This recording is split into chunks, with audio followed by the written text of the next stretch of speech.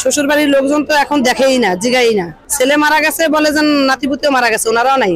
আমরা এখানে আসছি যে সরকার 30 লক্ষ টাকা সঞ্চয় হিসাবে দিতে চাচ্ছে, আমরা ওই সঞ্চয় হিসাবে টাকাটা নিব না।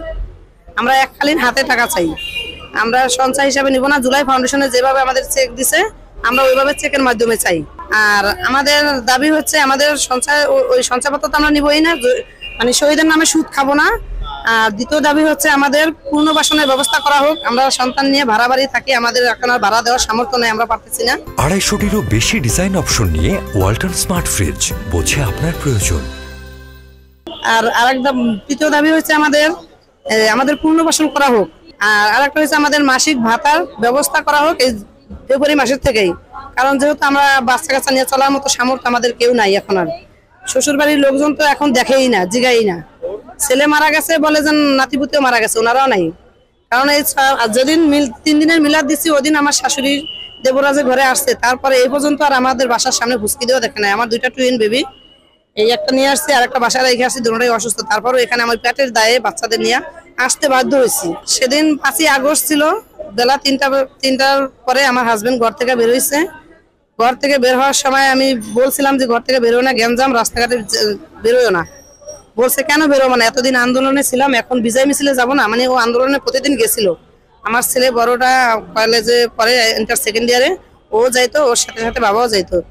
তারপরে যেদিন বিজয় মিছিল ওদিন বলছি, পরে নিষেধ করছি, পরে বলছে এতদিন আন্দোলনে ছিলাম আর এখন শেষ বিজয় মিছিল, জয় উল্লাস, এখন যাব না, এটা কি হয়? আমি বের হবই, এটা বললা 2টা বাচ্চাদের ঘুম পাড়াইয়া রাখা তারপর এই বেলা 3টা বাজে ঘর থেকে বের হয়েছে। ঘর থেকে বের হওয়ার পর ওদিনকে মোবাইলের ডিসপ্লেটা চলে গেছে, মোবাইলটা নিতে পারে নাই, মোবাইল ঘরে রেখে গেছে। তারপরে যখন রাত্রে 9টা বাজে তখন আমি আমার মোবাইলে, ওর মোবাইল থেকে সিমটা খুলে আমার মোবাইলে লাগাইছি।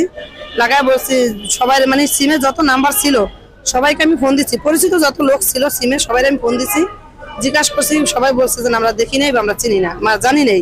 কারণ মোবাইল নেই, মোবাইল নিলে তো সবার সাথে যোগাযোগ হইতো, সারা রাতে পাই নাই। তারপরে 6 তারিখ সকাল 10টায় রাস্তার থেকে এক পথযাত্রী ওর মোবাইল, মানে আমার হাজবেন্ডকে মাইরা, মানে মুখে আগুন দিয়ে পোড়ায় দেওয়া হয়েছে হাতে।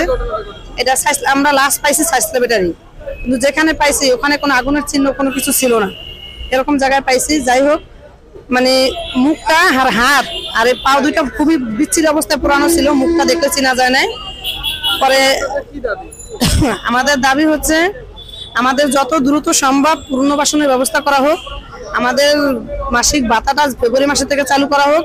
আর আমাদের সরকার যে টাকাটা দিবে ওইটা আমাদেরকে এককালীন হাতে জুলাই ফাউন্ডেশনের মতো ওইভাবে হ্যান্ড ক্যাশ দেওয়া হোক। আমরা কোনো সুদ খাবো না শহীদের নামে। হ্যাঁ, আমাদের এই একটাই দাবি।